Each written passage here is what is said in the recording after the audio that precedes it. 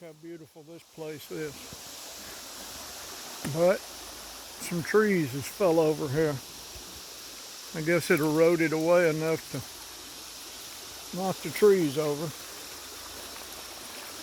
Dog's got to get in the water. She can't help it. It's usually real shallow right here, but all that rock right there is washed up. All that rock wasn't there a time or two ago when I was here. All that rock was, but all this wasn't here. This was all clear, and people have taken these rocks and brought them here and tried to build a dam across here, and this was a straight line. But the last time that it rained, I guess, so much water was in here that it even washed that riprap. But it does make a sound with the riprap in there. And then the cows are over there in the woods. I feel sorry for them. They won't in this creek and they can't get to it for the fence. This is a nice little place here. I don't know the name of it, but it's just a pull off up here. The second pull off on the left after you cross the Tennessee state line coming up the trace. You can camp here. Got a little fire. You can now build you a campfire. Got little fire pits over there.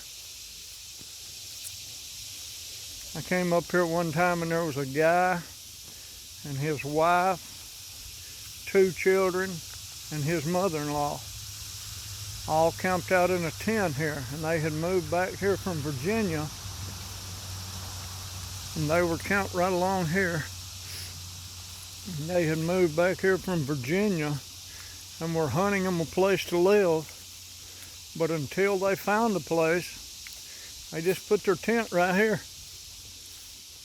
And I said, so, but it was a big tent. And I said, so are y'all making it okay with your sleeping arrangements? And he said, we don't have a choice. This is where we are right now in life. He was a young guy, like 20-something. And he said they sold their house and everything they owned, and they had some money. And he said, we've got our money stashed. And he said, but this is where we live. I just saw something in the water right there. Look how beautiful this is and how quiet. That's the way that used to look up there. And then you've got a dog in it. Look how beautiful. Couldn't ask for anything more beautiful. I met a couple of people on a motorcycle one time, a man and his wife, and they said they just come here and they just find them a place that's like 2 foot deep and they just lay in it. Actually, she had on an orange bikini that day. One of the better looking orange bikinis I've ever seen. And she and he were headed here that day, just gonna lay in the water. I never had heard of this place. And they were the ones that told me about it. So I started coming up here after that. And I come up here all the time just because that it's beautiful here. Look how clear the water and how deep. That's probably 4 foot deep right out there. It's just so quiet here, you can hear yourself thinking. No cars going down the road right now. No nothing. I could live here if I was smart enough to know how to hunt. Of course, I guess I don't have to hunt far. There's cows right across the road there. But I don't think he'd appreciate it, whoever they belong to. But you could drink this water. I've drank it straight out of this creek before, and it didn't make me sick or anything. But they make straws now that you can get. They're like $17, $18. It's just a great big straw, bigger than your thumb. You just stick it in any water and suck up through it, and takes all the whatever's in the water out. Sadie, come on, get over here. Leave that alone. But look how the federal government's not fixing anything right now. This is tore up. Trees across the creek here. They don't mow, just letting everything go.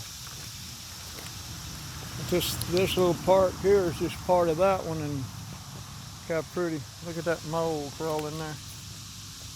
Big old mole. We found a turtle yesterday, a mole today. But it's just so pretty here. This is where people ought to be coming camping, really. Nice up here, though. Someone got them a little firewood. I was thinking you'd think the people that live around here and appreciate stuff like this would bring their chainsaws and cut those trees out of the creek themselves, where they wouldn't let it destroy the creek, stream, creek, whatever you call it. Look how far the water's been up here. Right there. That's from the water going back down. So it's not been long ago that this place was flooded, because the ground's still really wet right here.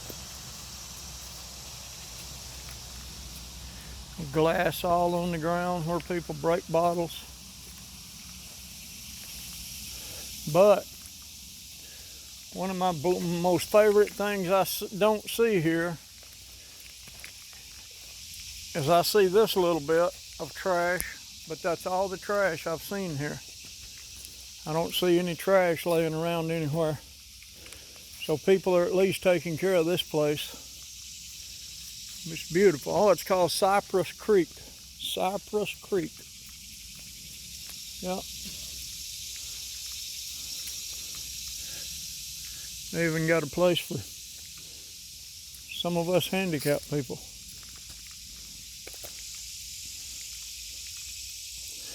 Well, I hope y'all have a really great day. I'm gonna go. I've showed y'all Cypress Creek. Sadie and I went over to the rock wall on the exit of 338. There's a rock wall over there that's probably 4 or 5 foot high, 2 or 3 foot wide. It's over a mile of it. And I made it a purpose to come up here to see it. It's the Tom Hendricks rock wall he built. He died a few years ago. But you still can go there and see the thing and hear the narration of his great grandmother. She was an Indian. They migrated her to Oklahoma, and she came back to this place. And he built this rock wall in her memory. But the first thing you see when you get there is a sign that says, "No dogs, please." So I just pulled in and turned around and left. So I didn't get to see it because I have this animal with me.